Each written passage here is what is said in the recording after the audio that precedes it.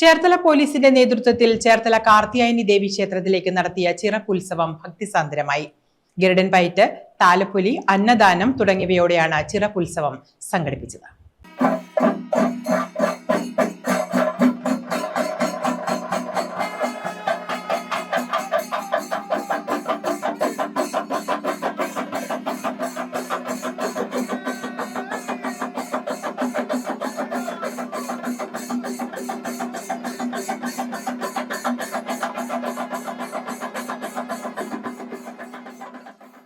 ചേർത്തല പോലീസിന്റെ നേതൃത്വത്തിൽ ചേർത്തല കാർത്യായനി ദേവീക്ഷേത്രത്തിലേക്ക് നടത്തിയ ചിറപ്പുത്സവം ഭക്തിസാന്ദ്രമായി. ചൊവ്വാഴ്ച രാവിലെ ക്ഷേത്ര ചടങ്ങുകളോടെയാണ് ചിറപ്പുത്സവം ആരംഭിച്ചത്.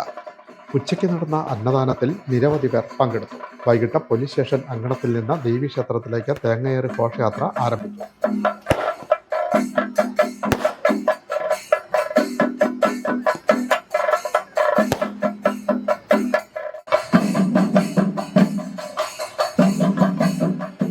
ഗരുഡൻ പയറ്റ്, താലപ്പൊലി എന്നിവ അകമ്പടിയായി.